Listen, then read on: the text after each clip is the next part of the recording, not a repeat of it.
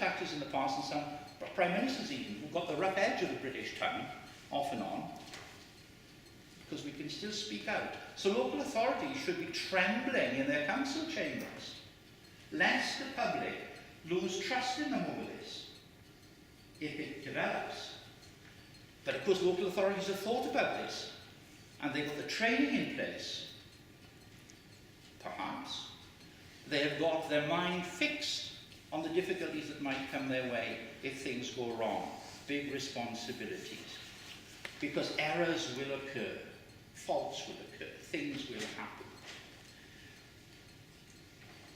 And facing them is good. So I conclude. Localism Act, splitting hairs, cost cutting, let me be slightly dismissive and find out. Small number of memorial masons go out of business, or taken into local authorities. Taken in, of course, rather than going out of business, because how can a country like Britain afford to lose the skills that also extensive group that I was looking at this week had behind them?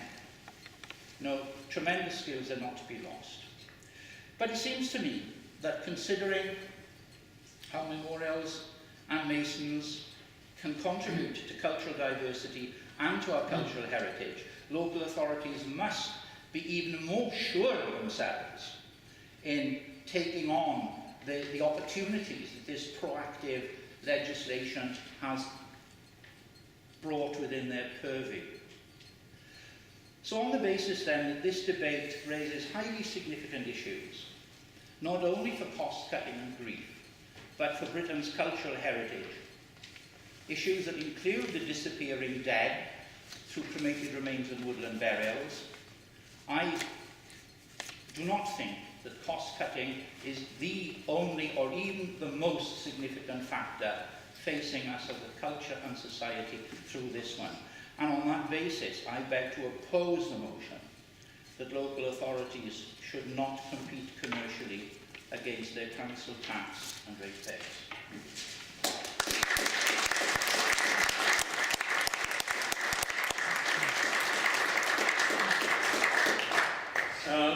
Ladies and gentlemen, I'm sure you will agree you had a wonderful contrast between the practical viewpoint of a small businessman on the front line and the broad sweep and eloquent Welsh academic, and it was wonderful to listen to. Douglas called it a naughty, Professor Davies I should say really, called it a naughty motion, because it only affects indeed a tiny proportion of the population. But then I would add, of course, from small acorns do great oak trees grow, and it's the principle that matters, it's not necessarily the numbers. Now we've got a good half hour, if not a bit more, to open that rich scene which they both put in front of us, to have an open debate and ask as many questions as you like, either to both speakers or to one. So the floor is yours. I just thank both speakers, it was very entertaining and interesting. Particularly Rob, who made all the points that I wanted to hear, and very well, thank you very much. I'm a very small business. I employ a memorial mason in South Wales and Valleys and Village. I'm terrified at the prospect of my local burial authority selling memorials, and it will decimate my business. I can't imagine that the burial authority would put the training and the effort that I do with my staff in making them as efficient and as caring as they undoubtedly are, and we have the feedback that suggests that is the case. When you talk about costs, I have currently, I think, 35 different customers who are paying £15 to £20 a month because they cannot afford memorials. And in the South Wales Valley is an objective one area. No burial authority is going to do that. No burial authority is going to do that. My business will.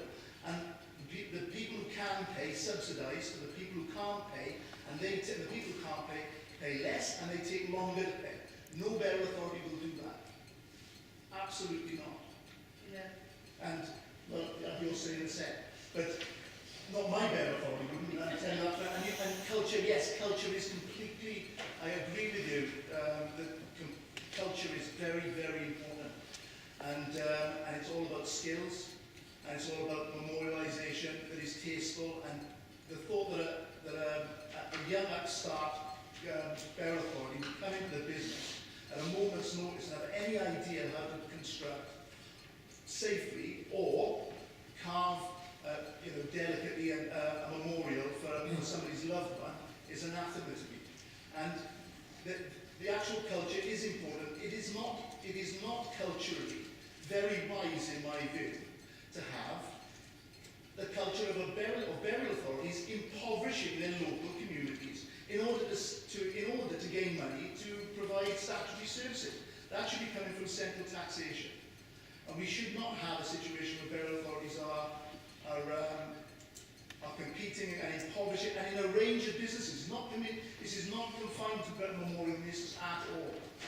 And in parentheses, I just say that I do wish for a change of culture and style, because it is upsetting to me to know that North East Lincolnshire didn't feel that they could come and talk here, because every time there's been a problem in North, they've had a solicitor's letter. Right? Stop that nonsense. As our people, there should be a professional, minuted discussion round the table with NAMM and whoever wants to represent the local masons, putting their fears to the local council. Not shouting the odds, having the solicitors on speed dial. At the end of the day, this is something that should be dissolved, not resolved, if not resolved. Professor, do you want to say anything? I can only echo sympathy with those points raised. It seems to me that what you were doing is throwing similar kind of points that I was raising in terms of responsibility. Will local authorities do what would need to be done that this can work? You were saying there's no way they're going to be able to put that training in, etc., etc. And that, of course, is the big debate. I don't know the answer to it. Rob just wants to add on that. I appreciate his comments, and I think that, yes, you might say that the local authorities are going to do that training, but it is really the responsibility of the local authorities to take on every industry and to actually do every industry's training and take on every particular role. I don't dispute that the local authorities will do the training. I have every confidence that they would, but is it their responsibility to actually do that? I'm trying to stop everyone. I think keep that back. Yes, I'm proud to be the national president of NAMM, and I'm also in my 43rd year as a craftsman mason, and over that time we've trained up a very good workforce.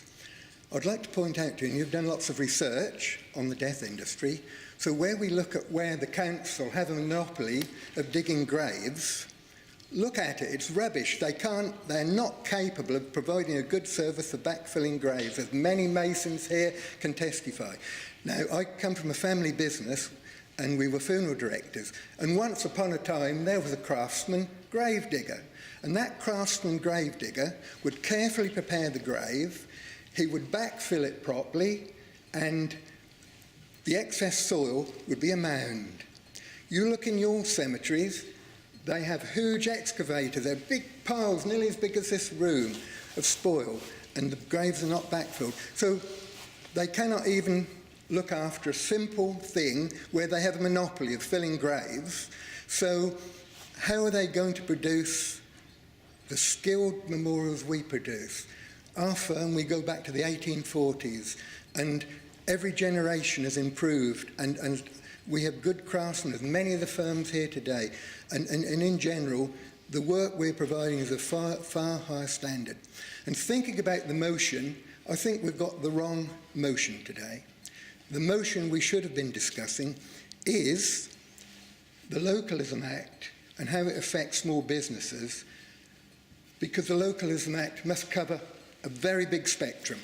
So the specific areas we are discussing, is it an unintended consequence of bad legislation? And I don't think we've got an MP here now. Many of us have written to our MPs, and the question we have asked, did this government really intend this should happen?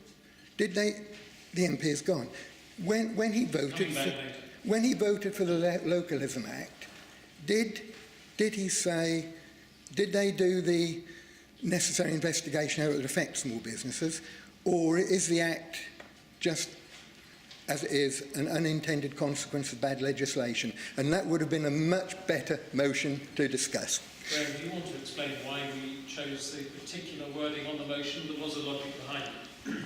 The logic was that it would, it's a focus for our industry. We think that other industries are going to be affected, and particularly funeral directors will shortly be affected. But we thought this would be the narrow topic for the debate would bring more focus in, and we can extend the argument to and how it affects other businesses.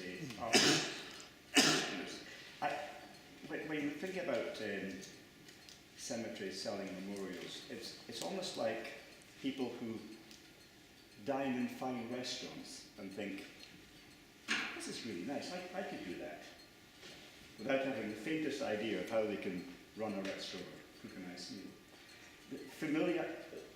Most burial authorities have great familiarity with memorialisation, but they really don't have the same skills that those in the memorial industry have. Would Professor, Professor, do you want to answer? yes, would you comment on the shocking way that where they have a clothes shop that they can't even dig graves properly and backfill them? No, I'm not going to risk my arm on the specific cases where that's the case. But unintended consequences, I think that is quite an important issue, actually.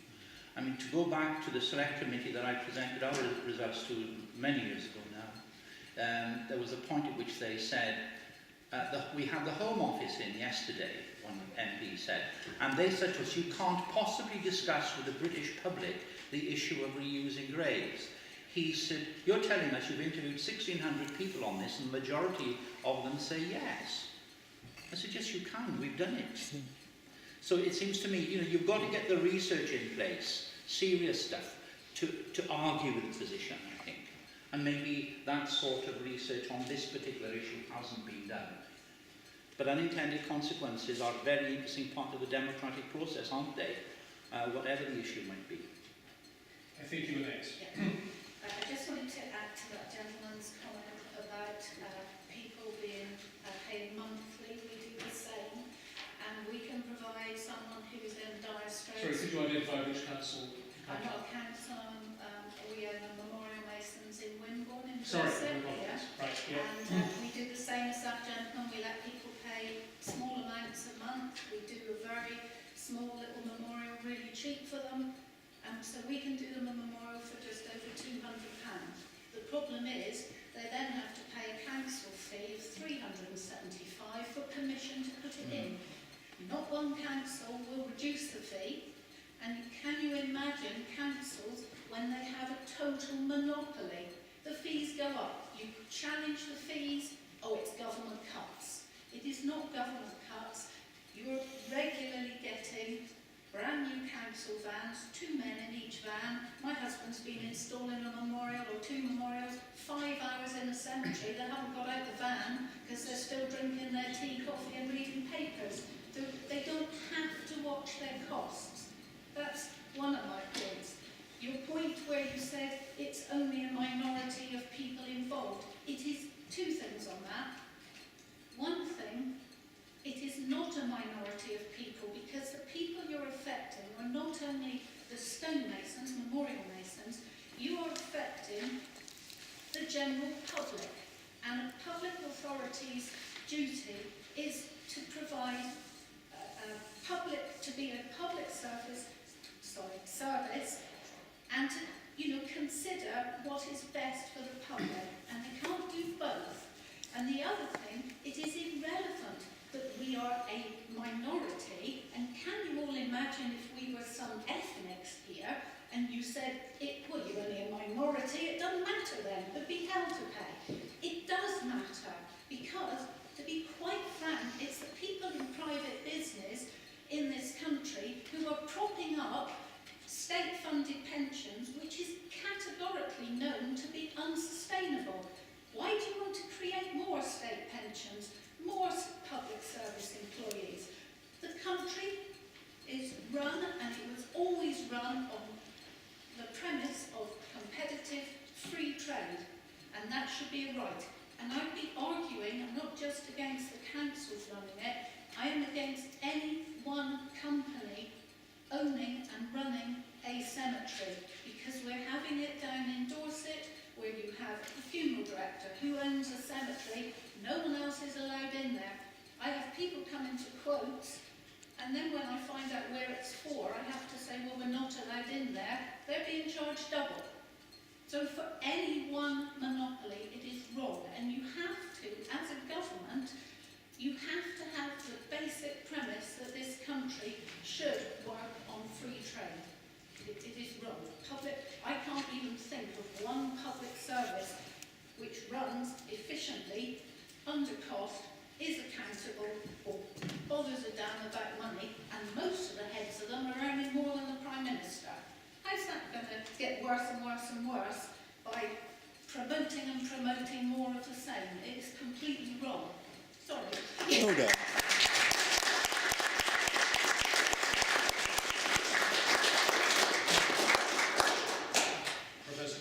Competition, no, I'll pick up that point.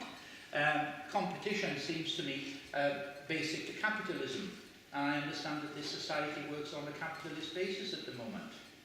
So I would assume that memorial masons, if I use just that phrase, would be really up for competition and would out-compete the local authorities.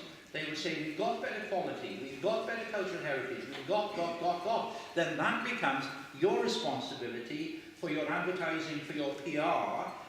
That's your responsibility then to show that you're up for competition. We are up for competition. There we are. You see. But if you have someone where you're not allowed to work, you are being prevented from competition. Yes. Rob has something he'd like to add. Competition is perfectly justifiable, and competition on a level playing field is justifiable, but competition against councils competing in a completely different ballgame to the local memorial masons is unfair. You, sir, were next on my list. Thank you. I'm glad to agree with the lady there. But just to the President of the NAMM, who actually brought something about the unintended consequences of legislation, I've actually come across some information which may answer the question. Under the general power of competence, which was referred to by the gentleman earlier today, it says in the parish councils, a full assessment has not been produced for these regulations, in reference to Loaders Act, as no impact on the private or voluntary sectors is foreseen. So it was at the time of the Loaders Act in its writing, there wasn't no intended consequence seen. So it was, in my opinion, I would say there was a short-sightedness to that, and it should be reviewed. Also to pick up on the gentleman's comment You couldn't just speak up a tiny bit. sorry, speak up to the gentleman about councils versus the ratepayers, saying that there's such a minority of memorial masons. Well, that's because we're only looking at one section at the moment, but where does it start? Because this could spread to other trades across the board. Does it just stop at, does it go to electricians, plumbers, builders? It could go to any industry. I mean, if the council wants to generate revenue by competing with no one else, I suggest picking a growth market like coffee shops and take on the likes of Costa Coffee and Starbucks, because the local councils might be able to make a lot more money from there. And the last comment I'd like to make is, you referred to a sea of black in regard of memorial stones when going on the train here. Yeah, I'm sure the memorial masons have a duty to make sure it's aesthetically pleasing, but contrast to the council's building housing homes of Greenbelt or solar panel farms, which is literally a sea of black and windmills, it seems to be slightly contradictory, just to pick on the masons in that respect. Okay, thank you. Sorry, I think you were next.